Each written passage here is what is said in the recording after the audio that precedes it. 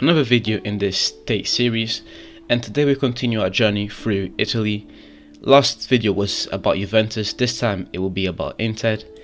We'll just see how this team has been performing so far this season, and how my predictions and everything that has been going on relates back to this team. Inter right now sit second place of Serie A. They are, in my opinion, the most likely to win the league, but they are 2 points behind Milan, but they have a game in hand, so all things going well, they should win the next game and go in first place, but they are only just 1 point behind Milan. Welcome back to the JVM Football channel, where you can find game analysis, football history, individual performances, top 10s, etc. If you are interested and would like more football content like this, please subscribe to the channel. So, Inter. Actually, in typical stay fashion series, we're going to start with my predictions at the beginning of the season. As I said in the last video, I didn't make any predictions for Serie A, so it's just really going to be at my expectations of what I thought this Inter side could do. And although I thought that Juventus were going to win the league, I always had Inter as a team that were going to perform very well in both the league and the Champions League. And so far, that's what Inter have been doing. Hopefully they continue this form up because there's still a lot to go. So let's start. What has Inter done well so far this season? Well, first of all, they are... I want to say that the favourites to win the league, but right now it's getting harder and harder to say this because Milan are very close to them. They're currently sitting in first place, and if Inter don't win, they'll go to first place. So that's not ideal, and we've still got quite a long way to go.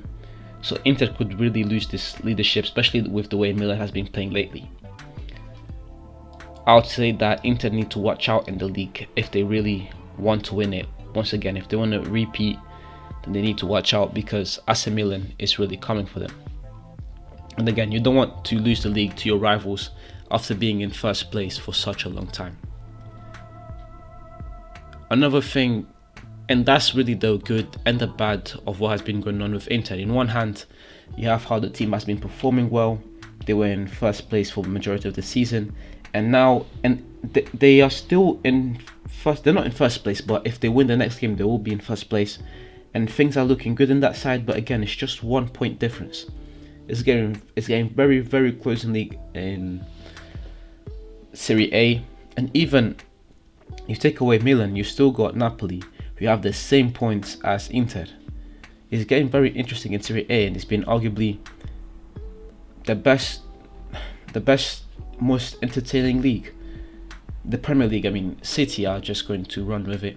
They've been losing a few points, but it's not been as entertaining and as close as Serie A has been. And even with, for example, with the comeback of Juventus, it's been a very interesting league so far this season. But again, now moving into the Champions League, Inter have also performed well there. They only managed to get 10 points in the group, but they were going against Real Madrid. They won their games against Sheriff and Shakhtar, which was expected, so they got the job done in that area. But I would say this: Inter do not look like a team that is going to threaten for any. It's going to be threatening for any team to win the Champions League. I didn't even put them in my honorable mentions. When I did my Serie A, my Champions League review, my bad. I didn't put them in the honorable mentions when I did my Champions League review because there's something about the Champions League where those big names, like those big players, that's why I put United as one of the favourites because they have Ronaldo. Those big names, those big players, they really come to life during the Champions League games. And when I look at Inter, I don't see them having one of those world-class players that you can just tell they'll have an excellent game and change the tide of the game for them. You could argue Martinez, but I don't really regard Martinez in that regard. But I digress. They've been doing well. They've done well in the Champions League, and although I don't really see them getting past the round of 16, they could do something there. I don't know. When it comes to the Champions League and Inter, I don't really have much hope for them, to be honest. So yeah, that's that with Inter. Looking at their top performers so far this season, I think we have to give a nod to Shanoglu. I probably mentioned his name wrong, pronounced his name wrong. I'm sorry for that. But 6 goals and 8 assists in 22 games played in the league. I mean, he's just that creative player that they needed after, not having Ericsson anymore in the team. They managed to get themselves a nice creative player. He hasn't really been doing that well. I mean, he hasn't done anything in the Champions League, to be honest. But in the league, he's been quite consistent, and he's helped the team to continue this title run. Another player that has been quite instrumental for Inter this season has been Barella. Barella also did well with Italy during the Euros, and again, you look at these players and how they perform in the league, and then you compare it to how they performed in the Champions League. It's not very good from them, and that's why I don't think they're going to do anything special there. But Barella has been playing well in the league. He's been a key instrument in this midfield of Inter. And again, we have to mention the big guy of the team, Lautaro Martinez. You could argue that Martinez benefits from the partnership of Lukaku, but he's still performing well.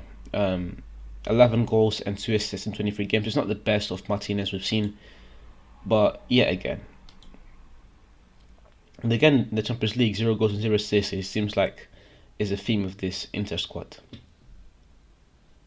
But that's it from this Inter State review. Thank you very much for watching the video until the end. If you enjoyed the video, please leave a like and subscribe to the channel for more game analysis, football history, individual performances, top 10s, etc. This is the beginning of something special, and it would mean the world to me if you subscribed and help me to grow this channel.